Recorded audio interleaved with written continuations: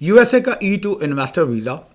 Treaty countries के उन citizens के लिए है जो यूएसए में अपना बिजनेस एस्टैब्लिश करना चाहते हैं और उस बिजनेस की बेस पे अपनी फैमिली के साथ यूएसए में मूव करना चाहते हैं। In order to qualify for an E2 visa आप प्रैक्टिकली किसी भी मार्केट इंडस्ट्री में अपना बिजनेस स्टार्ट कर सकते हो, किसी बिजनेस में इन्वेस्ट कर सकते हो, एज लॉन्ग एज के बिजनेस एक लेजिटिमेट परमिजेबल बिजनेस है as per the US laws and US regulations और पैसिव नेचर का बिजनेस नहीं है, एक एक्टिव बिजनेस होना चाहिए। तो चूंकि E2 वीज़ा में बिजनेस कैटेगरीज की कोई लिमिटेशंस नहीं है, आप किसी भी बिजनेस इंडस्ट्री में अपनी इन्वेस्टमेंट्स करके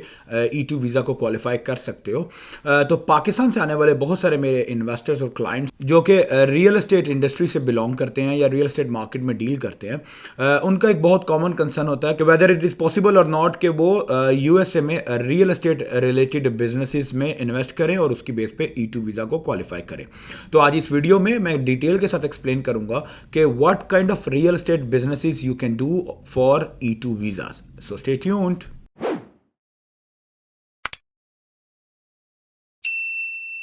Assalamu alaikum. My name is Rahil Sheikh. I'm a business consultant based in Virginia, USA. In my firm, Startup Business Bureau, we provide consulting and management services to foreign investors and entrepreneurs जो USA में business establish करना चाहते हैं और उस business की base पे USA के E-वीज़ास, E1 visas and E2 visas को क्वालिफाई करना चाहते हैं। One of the beautiful advantages of E2 visa is कि इसमें कोई बिजनेस की पर्टिकुलर रिस्ट्रिक्शंस नहीं है, कोई इंडस्ट्रियल लिमिटेशंस नहीं है।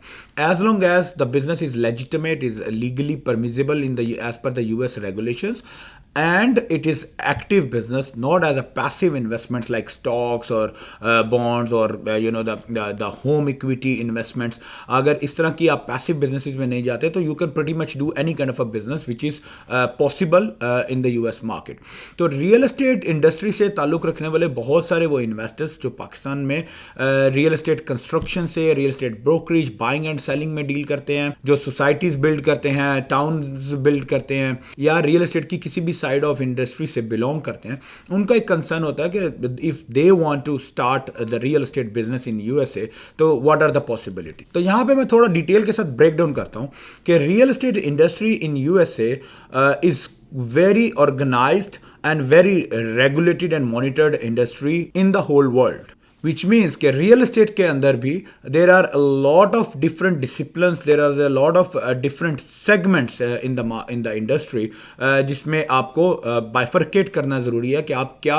कर सकते हो और क्या नहीं कर सकते। तो सबसे पहले सबसे कॉमन और ईजी जो प्रोसेस है जो कि रियल एस्टेट ब्रोकरेज या एजेंसी का जो कॉन्सेप्ट है जिसमें आप real estate buying and selling करते हो, that particular business to be very honest that is not possible on E2 because real estate brokerage and real estate agents in USA, they need typical licensing, they need education, they need exams, उनका एक अपना licence होता है। Broker बनने के लिए आपका एक पूरा एक प्रोसेस होता है जिसमें कपल ऑफ ईयर्स जो है वो आपको एज एन एजेंट पहले सर्विस करनी होती है, उसके बाद आप एक ब्रोकरेज एजेंसी जो है वो ऑपरेट कर सकते हो। तो practically speaking real estate brokerage buying and selling जो है वो पॉसिबल नहीं है because that more likely in majority of the states in USA, of course state to state laws vary करते हैं, but majority of the states में real estate agents and real estate brokers has to be US residents और US citizens. So as an alien, if you do not have US social, so in most of the states or majority of the states, you cannot become a real estate broker or real estate agent. इसके बाद जो next category आती है real estate investments की, वो लोगों का ये कंसर्न होता है कि अगर हम इन्वेस्टमेंट्स करके अपना घर एक जो है वो परचेज कर ले और उस घर की बेस के ऊपर हमें जो है वो वीज़ा मिल जाए, तो that's again not possible because आप जो घर परचेज कर रहे हैं या जो उसमें इन्वेस्टमेंट कर रहे हैं, रियल एस्टेट इन्वेस्टमेंट्स कर रहे हैं, that's not for business purpose and that's not an active business. अगर आप इन्वेस्टमेंट पर्पज से भी अगर कोई आप फॉर एग्जाम्पल एक या दो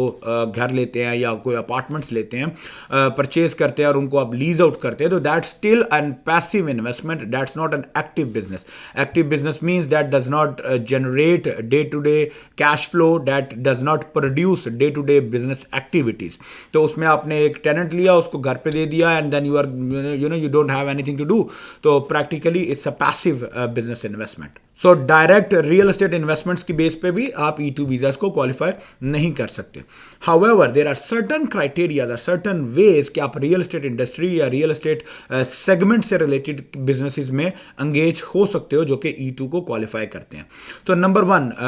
अगर आप as a real estate developer और बिल्डर जो है वो आते हो, तो then of course that goes with a very heavy amount of investment जो कि मल्टी मिलियन डॉलर्स की इन्वेस्टमेंट्स बन जाएंगी. बट अगर आप as a real estate development company जो है वो आते हो, एक जो है वो ज़मीन अक्वायर करते हो, एक पार्ट ऑफ लैंड अक्वायर करते हो और उसके ऊपर अपने डेवलपमेंट्स करते हो, उसके ऊपर आप एक बड़े हाउसिंग प्रोजेक्ट्स जो है वो लॉन्च करते हो, which naturally as I said, I mean it goes multi million dollar projects. तो आप उसकी बेस के ऊपर अपने E2 वीजाज और इवन समटाइम्स EB5 वीजाज जो है वो क्वालिफाई कर सकते हो. बट अगर आप इतनी मेजर इन्वेस्टमेंट्स में नहीं जाना चाहते, then on a smaller scale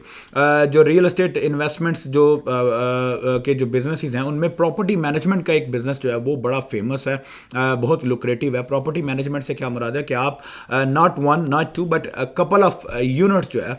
couple of apartments या बिल्डिंग्स या हाउसेज या टाउन हाउसेज वो आप अक्वायर करते हो based on your budget. So for example अगर आपका $500,000 का या $1 million का अगर आपका बजट है, तो आप 5, 10, 15, 20 यूनिट्स जो है वो अपार्टमेंट जो है वो परचेज कर सकते हो और फिर आप उनके लिए एक प्रॉपर्टी मैनेजमेंट का जो बिजनेस है वो करते हो. तो उनकी आप रेंट एंड लीजिंग, उनकी सेल परचेज, उनकी मैनेजमेंट, मेंटेनेंस, उनके ये तमाम जो प्रॉपर्टी मैनेजमेंट रिलेटेड मैटर्स हैं आप वो डेफिनेटली कर सकते हो. अच्छा, इसी के साथ साथ जो construction related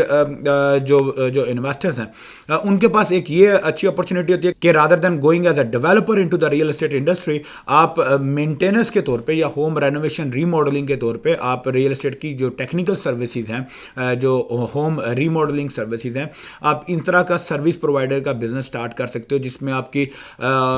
house hold maintenance आ जाती है, जिसमें आपकी टेक्निकल मेंटेनेंस आ जाती है, प्लम्बिंग है, इलेक्ट्रीशियन का वर्क है, वुड वर्क है, कारपेंट्री, आपके पेंट वर्क्स, आपके इस तरह के तमाम जो HVAC वर्क्स हैं, ये तमाम सर्विसेज जो है वो आप उसमें प्रोवाइड करके मेंटेनेंस का काम जो है वो कर सकते हो. एक और कंसर्न रहता है कि जो फिक्स एंड फ्लिप से रिलेटेड जो बिजनेस मॉडल्स हैं, जिसमें आप एग्जिस्टिंग जो ओल्ड हाउसेज हैं आप उनको अक्वायर करते हो, परचेज करते हो, फिर उनको रेनोवेट करते हो, रीमॉडल करते हो, फिर उनको फ्लिप करते हो, यानी सेल करके आप उससे इनकम प्रोड्यूस करते हो. So that model itself on it's on is not qualifying for E2 until and unless अगर या तो बहुत बड़े लेवल पे किया जाए, अगर एक मल्टीपल हाउसेज को मल्टीपल जो है वो फिक्स एंड फ्लिप्स के ऊपर लेके चले, या फिर आप टेक्निकल सर्विसेज की ये जो होम रिमॉडलिंग सर्विसेज की कंपनी करो और उसमें आप अपनी डे टू डे जो कैश फ्लो के लिए डे टू डे ऑपरेशंस और एक्टिविटीज़ हैं आप उनको कंटिन्यू करते रहे. And then along with that आप अपनी पैसिव इन्वेस्टमेंट्स करके आप जो एक फिक्स एंड फ्लिप्स के जो हाउसेज हैं आप उनको परचेज करो, फिर आप उनको रीमॉडल करो, फिर आप उनको फ्लिप करो. So that can work out. So practically real estate में आपके पास ऑप्शंस मौजूद हैं. ऑल यू नीड इज कि आपको बड़े डिटेल के साथ उसको प्लान करना होता है. आपको उसमें डायरेक्ट एक्टिव इन्वेस्टमेंट और एक्टिव बिजनेसेस में इन्वेस्ट करना होता है. आप पैसिव इन्वेस्टमेंट्स में या स्मॉल बजट की इन्वेस्टमेंट्स में रियल एस्टेट बिजनेस पे E2 वीजास को क्वालिफाई नहीं कर सकते. सो E2 से रिलेटेड, बिजनेसेस से रिलेटेड या real estate businesses for E2 से रिलेटेड आपके कोई कंसर्न्स हो, कोई क्वेश्चंस हो, तो feel free to reach out to me and my team would be happy to address all of your concerns. Thank you so much. अस्सलाम वालेकुम.